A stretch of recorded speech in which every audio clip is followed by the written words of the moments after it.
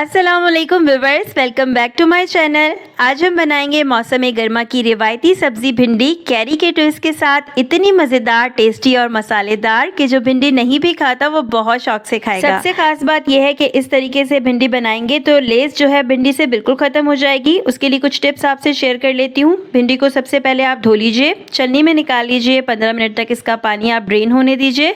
उसके बाद कट करके आपने इस तरह फैला लेना है पंखे के नीचे, और जब भिंडी बिल्कुल खुश्क हो जाए तो आप भिंडी को पकाना स्टार्ट कर लेंगे। रेसिपी को बनाने के लिए जो अज्जा आपको चाहिए वो नोट कर लीजिए। बनाने का तरीका भी आपने पूरा फॉलो करना है ताकि एकदम परफेक्ट रिजल्ट मिल सके आपको। भिंडी की लेस खत्म करने की कुछ टिप्स मैंने आपको स्टार्ट में दी हैं, कुछ मैं साथ साथ बताती जाऊंगी।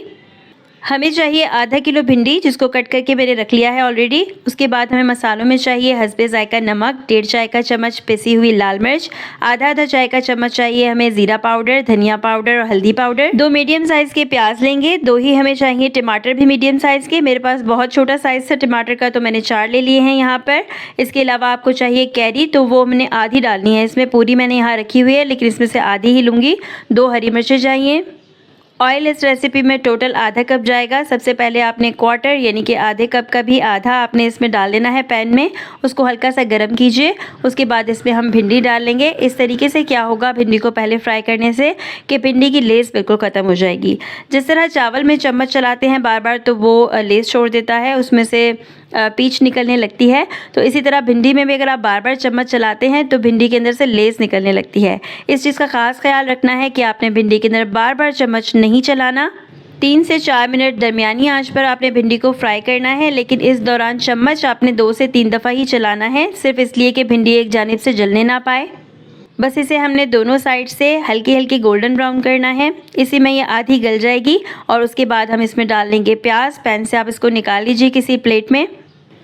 भिंडी में आप देख सकते हैं कि लेस बिल्कुल भी नहीं है, वो इसी वजह से है कि हमने इसमें चम्मच भी ज़्यादा नहीं चलाया और इसको हमने कर लिया है पहले से फ्राई। अब आपने क्या करना है, उसी पैन में बाकी बचा हुआ ऑयल डालना है। इस भिंडी को साइड पर रख लीजिए।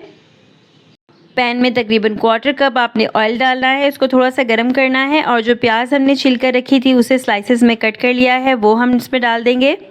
इस डिश को बनने में ज़्यादा टाइम नहीं लगता, बस ये है कि आपने इसको साथ खड़े रहकर बनाना है, आप इधर उधर नहीं जा सकते। तो मैंने ये किया था टाइम की बचत के लिए कि सिर्फ मैंने शुरू में भिंडी कट करके रख ली थी, बाकी सारा काम मैंने साथ साथ किया है। प्याज को हम यहाँ कर रहे हैं ब्राउन, उसे जलने नहीं देना है।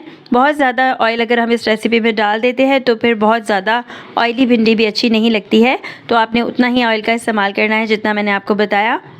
प्याज को फ्राई होने में, हमारी डिज़ायर्ड हद तक गोल्डन होने में भी तकरीबन 3 से 4 मिनट ही लगेंगे। आप देख सकते हैं कि कम ऑयल में भी कितने अच्छे तरीके से प्याज जो है वो गोल्डन हो चुकी है बिना जले, और हमारा डिज़ायर्ड कलर एकदम आ चुका है जो हमें चाहिए था। अब इस पॉइंट पर हम शामिल करेंगे इसके अंदर बारीक स्लाइसेस में कटे हुए टमाटर। इससे पहले मैं एक वीडियो में भी शेयर कर चुकी हूँ कि अगर इस तरह स्लाइसेस में कट कर लिए जाएँ टमाटर तो बहुत अच्छे तरीके से गल जाते हैं जल्दी। टमाटर और प्याज को आपने भूनना है थोड़ी देर, इतना कि टमाटर जो है वो थोड़े थोड़े नरम पड़ने लगे।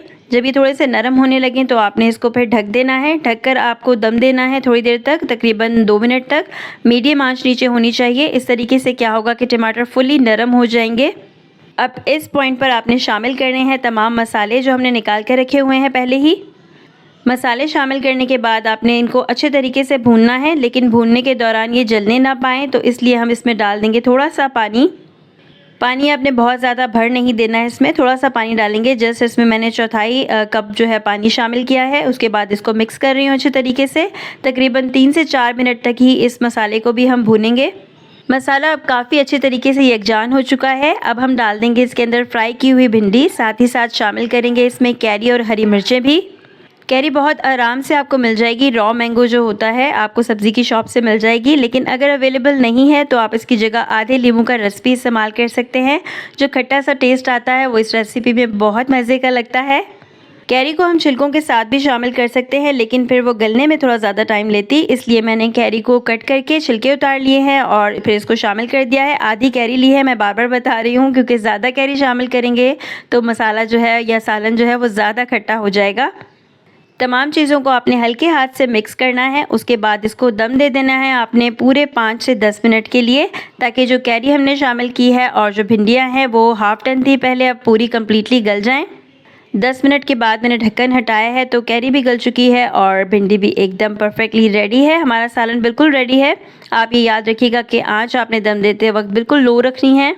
मज़ेदार सी मसाला भिंडी जनाब अब सर्विंग के लिए बिल्कुल रेडी है। इसको सर्व कीजिए घर की बनी हुई चपाती के साथ या बाज़ार के नान के साथ और अच्छा सा सलाद बना लीजिए। दांत समेटने के लिए एकदम रेडी हो जाइए। उम्मीद है आपको रेसिपी और वीडियो ज़रूर पसंद आई होगी। मेरी थोड़ी सी ख़राब आवाज़ को इग्नोर कीजिएगा। वीडियो को लाइक कर दीजिएगा, शेयर कर लीजिएगा और कमेंट कर दीजिएगा, अपना फीडबैक दीजिएगा। चैनल सब्सक्राइब कर लीजिए अगर अभी तक नहीं किया है। मिलते हैं किसी नेक्स्ट वीडियो में, तब तक के लिए अपना ढेर सारा ख्याल रखिएगा। अल्लाह हाफ़िज़।